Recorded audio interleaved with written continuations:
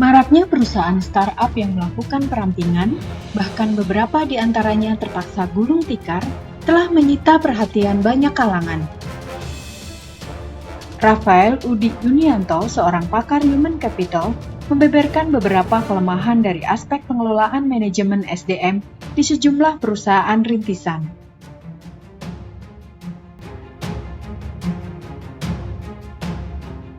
Tiga hal. Ya, selalu kan pertama knowledge, ya, yang kedua skill, yang ketiga adalah value, attitude, karakter, mentalitas, cara berpikir dan seterusnya. Itu yang ketiga. Nah, kalau core knowledge, terutama anak-anak muda yang terdidik secara baik di sisi ini, itu core knowledge saya nggak meragukan. Karena kalau core knowledge pasti menguasai, pasti memahami, ya. Tapi kemudian ada tuntutan lain, ada semacam syarat lain atau prekondisi yang harus dipenuhi juga, yaitu adalah skillnya. Skillnya menurut saya juga tidak ada masalah, karena juga pasti well trained, ya, dan pasti knowledgeable di situ, karena mereka memang dididik di situ. Yang ketiga, kan problemnya ada di masalah SDM-nya, ya.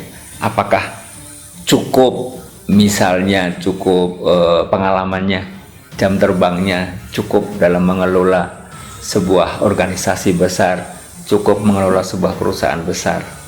Itu kan nanti mencakup quality dari orangnya sendiri, ya. Karena ketika kita bicara mengenai manajemen, bicara mengenai organisasi, bicara mengenai pemberdayaan, bicara mengenai development, pengembangan, itu kan tidak sekedar masalah knowledge dan tidak sekedar masalah skill.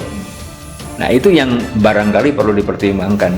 Kenapa? Karena model manajemen yang menurut saya sekarang cocok untuk perubahan yang sekarang terjadi adalah model manajemen pemberdayaan, model manajemen sharing, model manajemen complementary.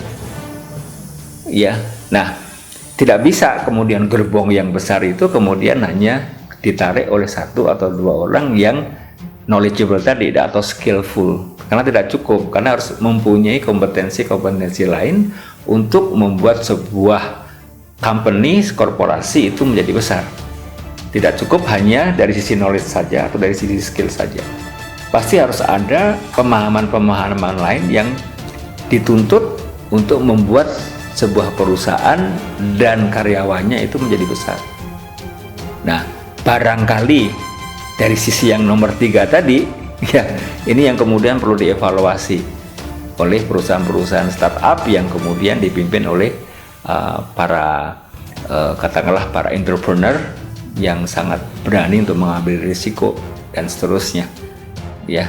Maka sisi 3 hal tadi mestinya harus dilengkapi semua mestinya, ya, karena impact-nya besar sekali seandainya gagal, ya kan, ada banyak yang di layoff. Selain itu, pria yang akrab disapa Ru ini juga mengatakan bahwa untuk bisa menjadi perusahaan yang besar itu membutuhkan sebuah corporate value yang mestinya dipahami oleh seorang pemimpin. Kepemimpinan itu menjadi sulit, ya, karena kepemimpinan itu berhubungan dengan teladan hidup sehari-hari. Ya, jadi bisa mudah kepemimpinan itu dan bisa sulit, ya, bisa mudah dan bisa sulit. Karena apa? Menjadi sulit karena itu terkait erat dengan teladan hidup sehari-hari. Artinya ketika kita dealing with people, ya, ketika kita berkomunikasi, berrelasi, berhubungan dengan manusia, kan tidak sekedar kita berbicara yang menyangkut knowledge maupun skill.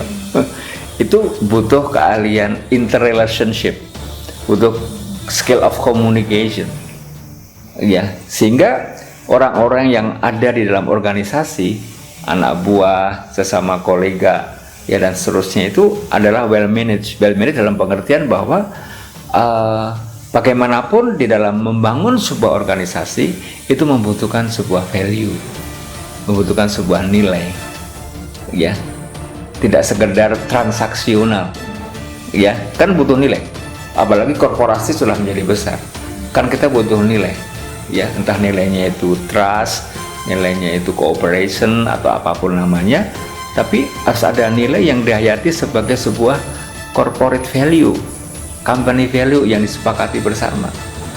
Jadi tidak sekedar knowledge, sekali lagi tidak sekedar skill, tapi ada faktor-faktor yang menyangkut manusia, menyangkut human capital, menyangkut sumber daya manusia, yang itu harus dikelola.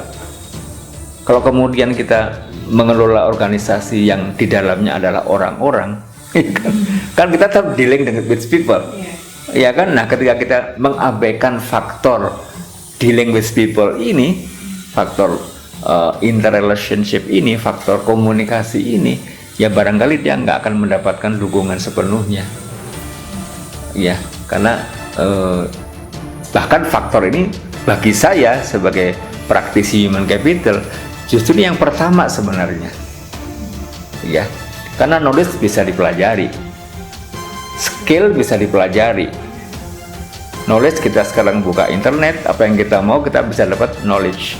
Skill dengan coaching kita bisa latihan. Tapi ketika kita dealing with people, itu membutuhkan skill yang saya sebut sebagai soft skill.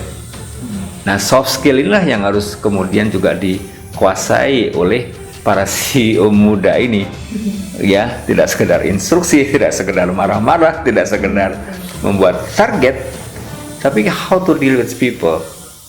Ya, dealing with people yang adalah anak buah kita semuanya, ya itu penting sekali untuk membuat sebuah perusahaan menjadi besar. Ya, jadi sebuah perusahaan itu membutuhkan nilai-nilai yang dihayati dan disepakati bersama.